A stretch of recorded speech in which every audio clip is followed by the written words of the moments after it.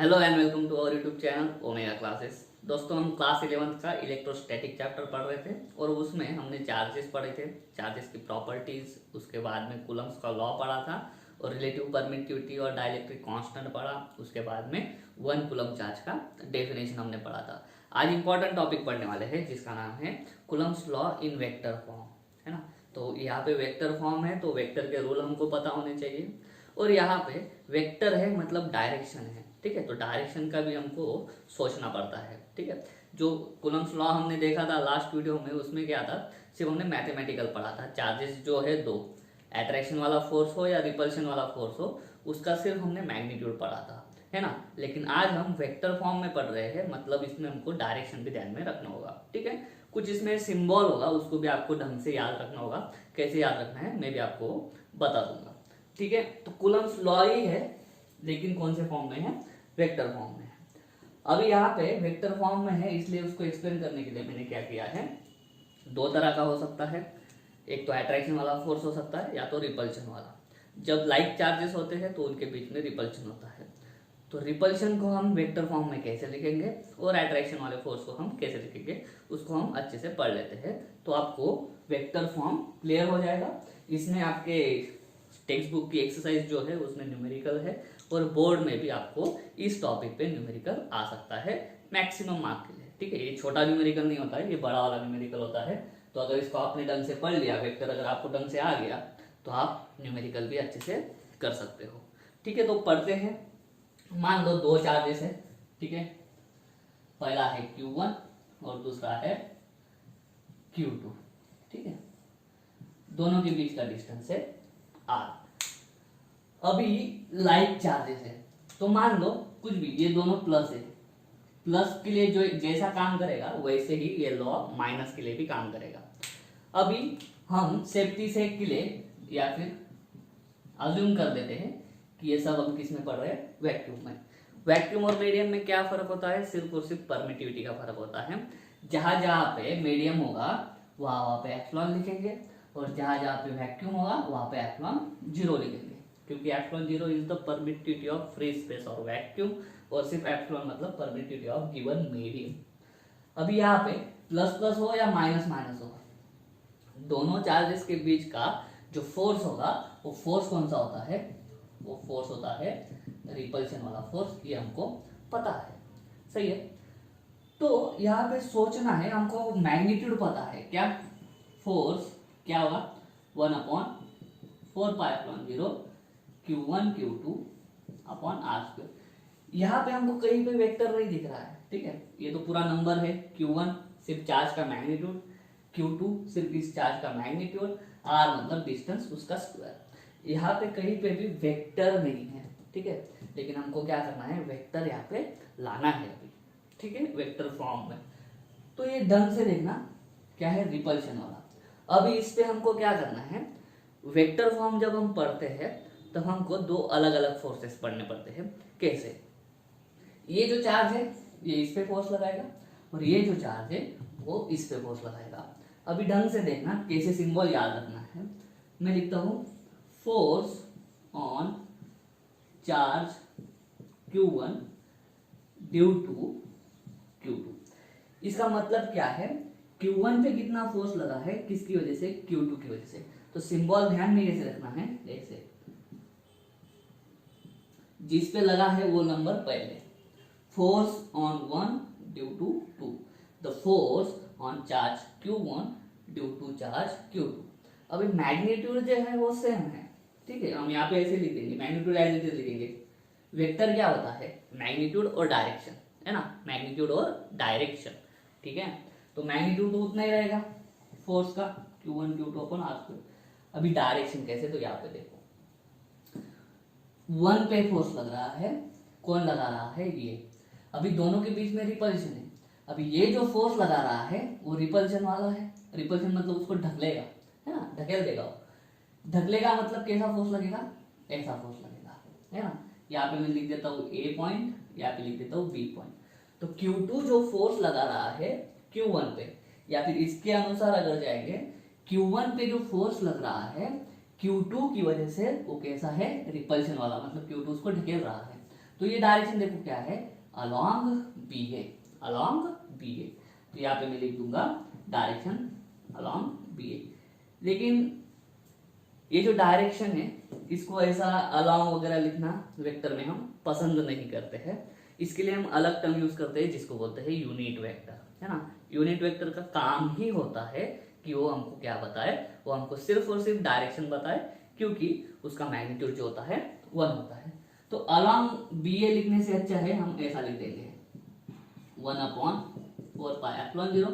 अभी ध्यान देना, बी ए मतलब 2 से लेके 1 तक जा रहा है, Q2 से लेके 1 तक जा रहा है। तो यहाँ पे सिंपल लिख देंगे हम R21, 2 से लेके 1 तक जा रहा है। तो डायरेक्शन देखो हमने 21 लिखी है, फोर्स कैसे लिखा है 1 2, ठीक है। ऐसा भी ध्यान में रख सकते हो आप, यहाँ पे अगर 1 2 लिखोगे तो यहाँ पे 2 1 लिखना। लेकिन हमको रट्टा नहीं करना है, ध्यान से पढ़ना है। लेकिन ये जो सिंबल है force on charge Q1 due to Q2, उसके लिए तो आपको ये वाला सिंबल ध्यान में रखना है। ये वाला जो डायरेक्शन से आप ये वाला टर्म लिख सकते हो, है ना। दोनों के बीच में फोर्स है, एक दूसरे पे जितना लगाएगा दूसरा पहले पे उतना ही लगेगा, ठीक है। तो मैग्नीट्यूड तो सेम है लेकिन डायरेक्शन अलग है, ठीक है। अभी क्या करेंगे, अब इसके लिए पढ़ते हैं फोर्स ऑन चार्ज। अभी कौन किस पे लग रहा है, Q2 लिखेंगे, और किसकी वजह से, Q1 की वजह से। तो अभी यहाँ पे देखो सिंबल कैसे लिखेंगे, force on Q2 due to Q1, on due to इस तरह से ध्यान में रखेंगे। मैग्नीट्यूड तो as it is Q1 Q2 upon R2। अभी डायरेक्शन Q2 पे फोर्स लग रहा है, इस पे लग रहा है, कौन लगा रहा है, ये लगा रहा है।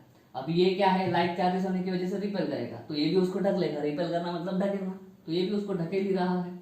तो ये वाली डायरेक्शन मतलब क्या हो गया, ये वाली डायरेक्शन मतलब हो गया अलोंग ए बी, अलोंग ए से लेके बी तक।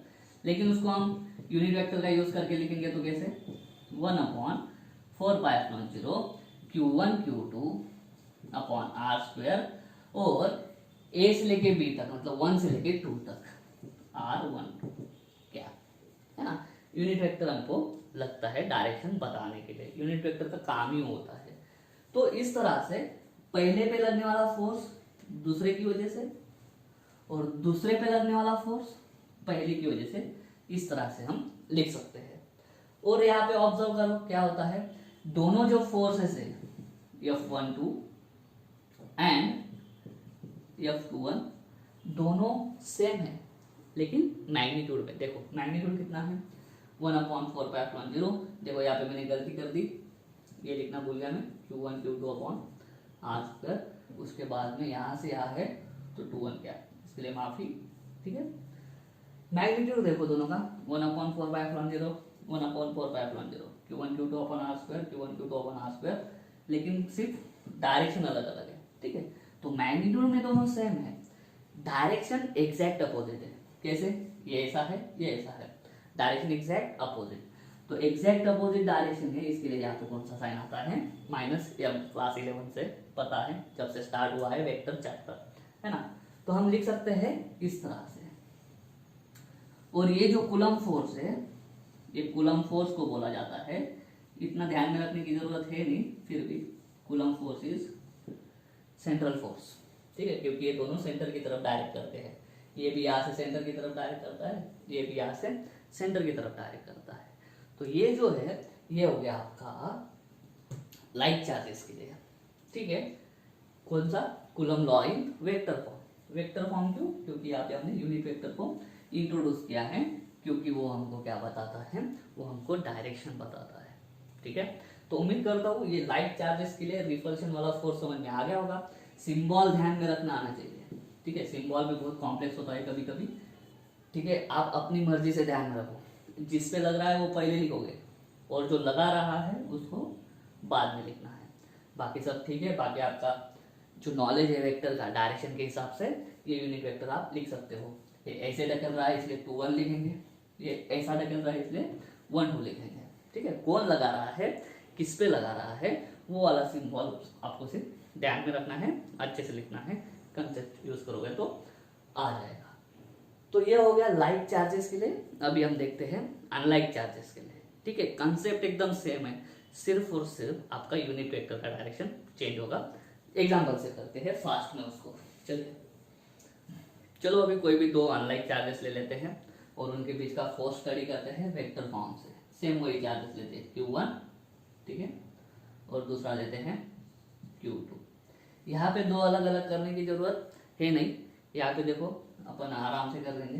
दोनों के बीच का डिस्टेंस है R। मान लो ये प्लस है तो ये माइनस मान लेते हैं अनलाइक। सिंपल।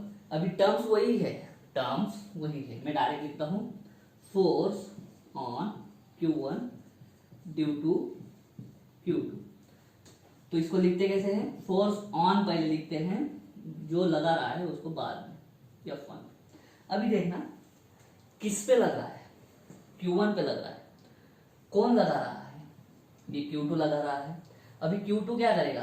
अनलाइक होने की वजह से इसको अट्रैक्ट करेगा।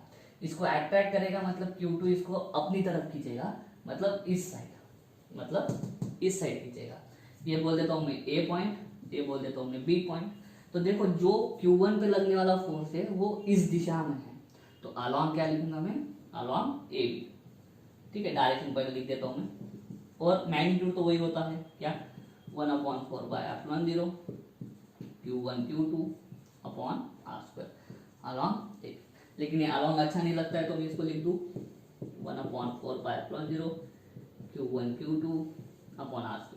अभी देखो ऐसा है, मतलब कहा 1 से लेके 2 तक, तो यहाँ पे R12 क्या लिखा? सही है, उम्मीद करता हूँ समझ में आ रहा होगा। और उसी तरह से फोर्स अभी किस पे? Q2 पे। कौन लगा रहा है? Q1। Q1 इस पे कैसा फोर्स लगाएगा? अनलाइक है तो अट्रैक्ट करेगा।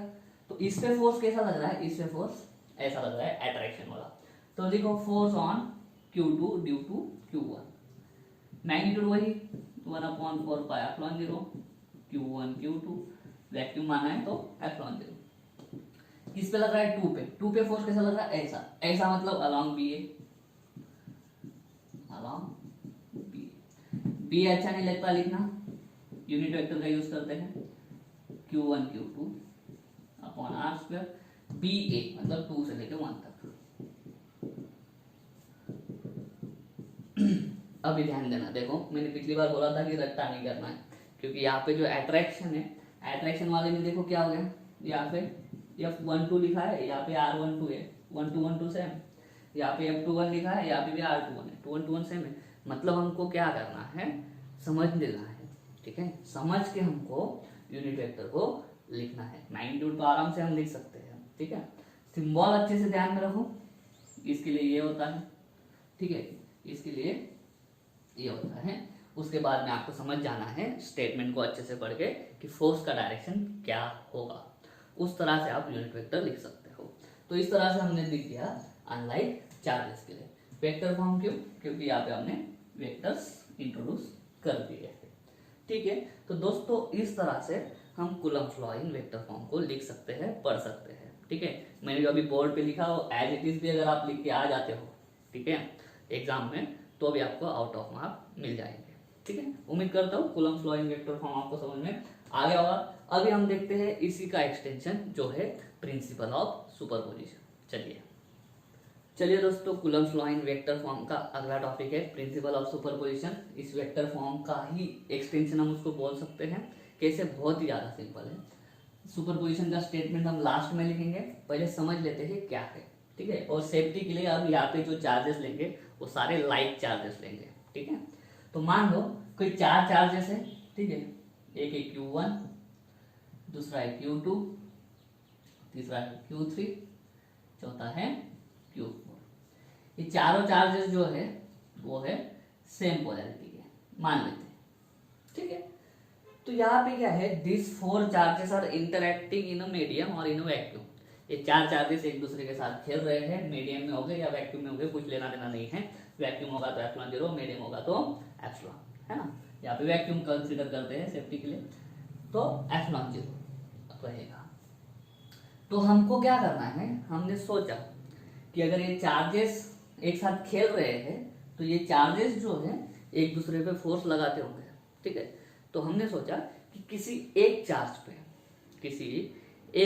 पे टोटल कितना फोर्स लगेगा, किसी एक चार्ज पे टोटल कितना फोर्स लगेगा वो हम कैसे निकालते हैं, तो वो हम सुपरपोजिशन प्रिंसिपल का यूज करके निकाल सकते हैं। मान लो कोई वो जो एक चार्ज है, सिर्फ जिस चार्ज में हमको इंटरेस्ट है, जिस चार्ज पे जो फोर्स लग रहा है टोटल, वो हमको कैलकुलेट करना है। मुझे कैलकुलेट करना है कि फोर्स ऑन टोटल फोर्स इस पे कितना लग रहा है। मान लो टोटल फोर्स इस पे लग रहा है F1, ठीक है। इट इज F1 मतलब क्या, टोटल फोर्स ऑन Q1, ठीक है, वो लिख दिया हमने। तो इस पे लगाने वाला कौन कौन है, इस पे फोर्स लगाने वाला कौन कौन है, Q2। अभी Q2 देखो प्लस है, ये भी प्लस है, तो Q2 उसको ढकलेगा, ऐसा रिपेल करेगा, तो डायरेक्शन ऐसी होगी, ठीक है।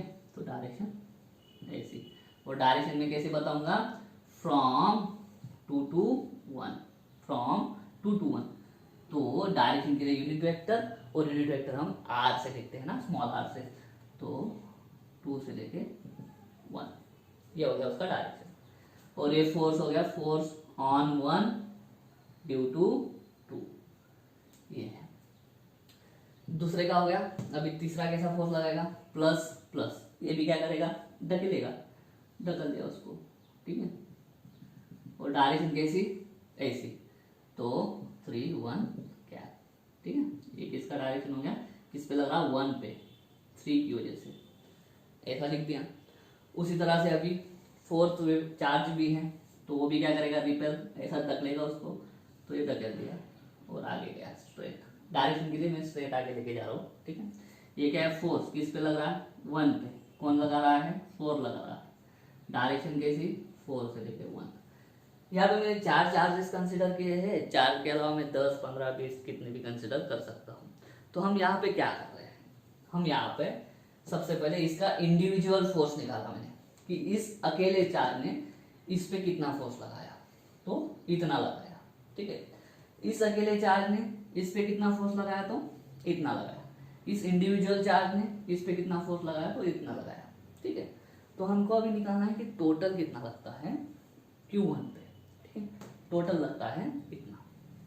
तो हम कैसे करेंगे, हम ऐसे लिखेंगे, 1 पे लगने वाला फोर्स किसकी वजह से, 2 पे लगने वाला फोर्स, सॉरी 2 ने लगाया हुआ फोर्स, ठीक है। 1 पे लगने वाला फोर्स किसने लगाया, 3 ने, प्लस 1 पे लगा हुआ फोर्स किसने लगाया, 4।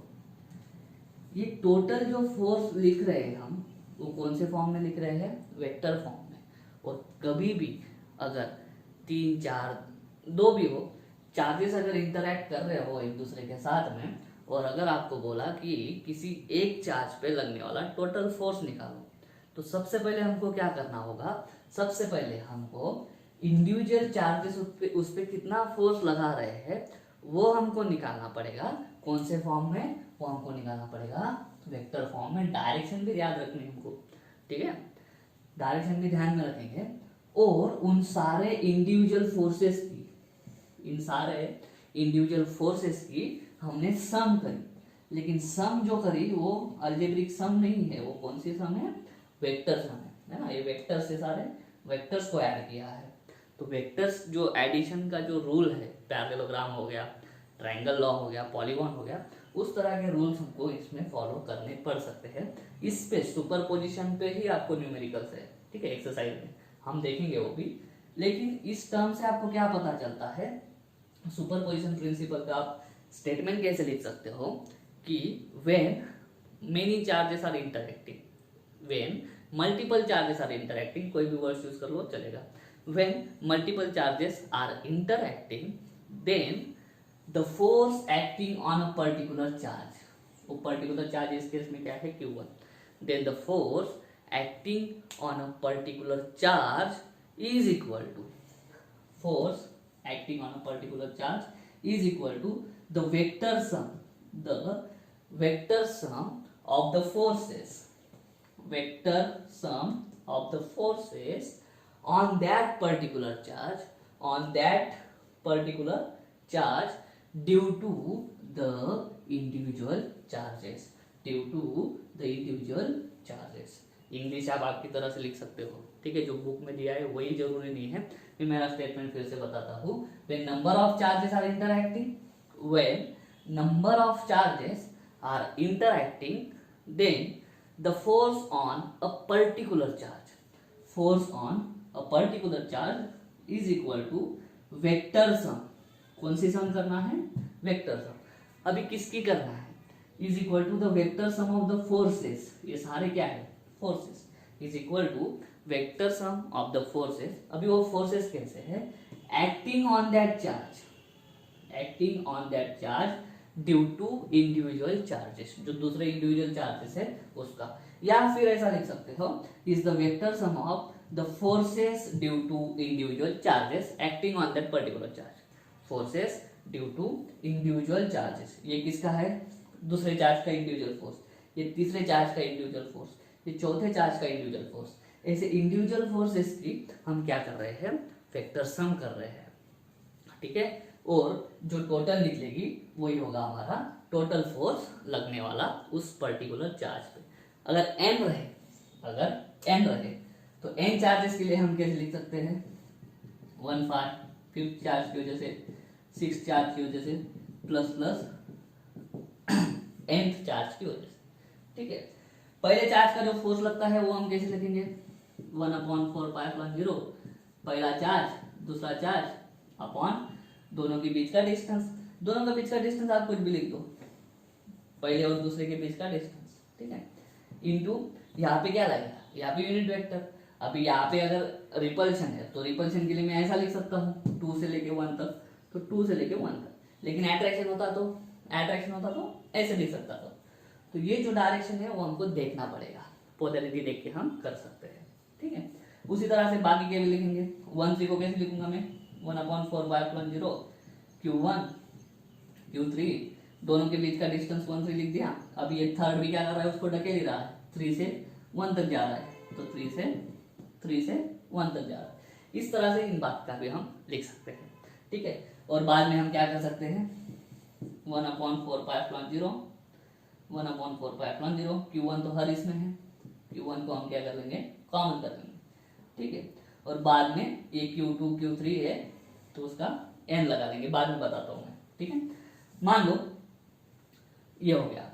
अभी आगे जब हम जाएंगे इलेक्ट्रिक फील्ड पढ़ेंगे, ठीक है, तो आगे से एक टर्म आती जाएगी, वो टर्म होगी टेस्ट चार्ज। वो टर्म कौन सी होगी? Test charge. और उस टेस्ट चार्ज को हम डिनोट करेंगे Q0 से। टेस्ट चार्ज को हम डिनोट करेंगे Q0 से। तो अभी इसी के लिए थोड़ा सुपरपोजिशन प्रिंसिपल पढ़ लेते हैं। मान लो ये 4 चार्जेस है, 1 2 3 4, और कहीं पे मैंने क्या कर दिया? एक टेस्ट चार्ज रख दिया Q0। तो अभी Q0 पे कितना फोर्स लगेगा? Q0 इस चार्ज पे कितना फोर्स लगेगा? तो हम इस सुपरपोजिशन प्रिंसिपल से कैसे लिख सकते हैं कि फोर्स एक्टिंग ऑन Q0 है ना, फोर्स एक्टिंग ऑन Q0। तो पहले ने लगाया हुआ फोर्स, दूसरे ने लगाया हुआ फोर्स, तीसरे ने लगाया हुआ फोर्स, चौथे ने लगाया हुआ फोर्स, इस तरह से लास्ट में फाइनली किसने लगाया हुआ फोर्स? nth चार्ज में। यहाँ पे चार्ज ही नहीं है, ठीक है, उससे भी ज्यादा हो सकते हैं इस टेस्ट चार्ज पे फोर्स लगाने वाले। मान लो n चार्जेस है, तो कैसा होगा? 1/4π/0 Q0 पहले लिखता हूँ, Q1 बाद में, और उन दोनों के बीच का जो डिस्टेंस है वो मान लो R1 है, वो मान लो R1 है। और R1 कैप क्या हो गया? उनके बीच का यूनिट वेक्टर। डायरेक्शन डिपेंड करेगा Q0 कौन सा है, प्लस है, माइनस है, अट्रैक्शन है या रिपल्शन है, लेकिन हम सिर्फ वेक्टर में लिख रहे हैं इसलिए R1। ये यहाँ पे 1/4π/0 पहले Q0 Q2, मान लो दोनों के बीच का डिस्टेंस कितना है? R2, और यूनिट वेक्टर लिख दूं मैं R2 क्या।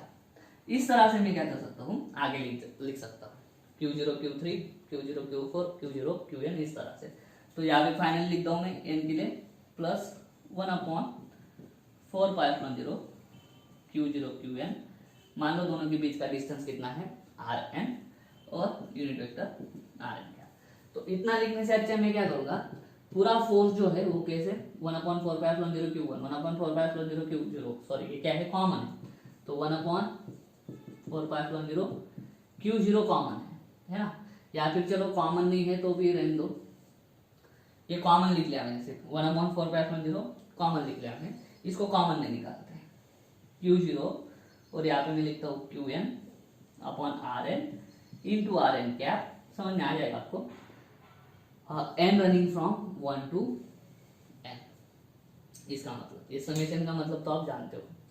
n की वैल्यू स्टार्टिंग में डालो 1, तो Q0 Q1 upon R1 cap, देखो पहला मिल गया Q0 Q1 upon R1 cap, n की वैल्यू 1 डाली तो 2 डालो, Q0 Q2 upon R2, Q0 Q2 upon R2 और n की वैल्यू वापस 2 R2 कैप। इस तरह से जितने चार्जेस है उनका ये समेशन करो, बाकी ये तो जो है 1/4/10 आपका कॉमन ही रहेगा। ये ध्यान में रखने का जरूरत है नहीं, क्योंकि आपको 10 चार्जेस 15 चार्जेस नहीं आने वाले, 4 या 5 चार्जेस आने वाले हैं, ठीक है। तो 4 या 5 चार्जेस के लिए आप सिर्फ इतना ध्यान में रख सकते हो, और एक कॉमन सेंस की बात है कि जो टर्म हमको सेम दिख रही है उस टर्म को हम मैथमेटिकल कैलकुलेशन करते वक्त कॉमन तो निकालने ही वाले हैं, ठीक है। खाली आपको यहाँ पे समझना जरूरी है कि कैसे हम लिख सकते हैं। बोर्ड में अगर आया तो बोर्ड में आपको यहाँ तक आना पड़ेगा, इसके लिए आपको यहाँ तक ध्यान में रखना जरूरी है। न्यूमेरिकल तो हम हमारी मर्जी से या अच्छे से हम सॉल्व कर सकते हैं जैसे हमसे बनता है, ठीक है। तो इस तरह से आज हमने देखा Coulomb's law in vector form और प्रिंसिपल ऑफ सुपरपोजिशन। उम्मीद करता हूँ समझ में आ गया होगा। अगर ऐसा है तो वीडियो को लाइक करो, वीडियो को शेयर करो, चैनल को सब्सक्राइब कर देना। मिलता हूँ नेक्स्ट वीडियो में, तब तक के लिए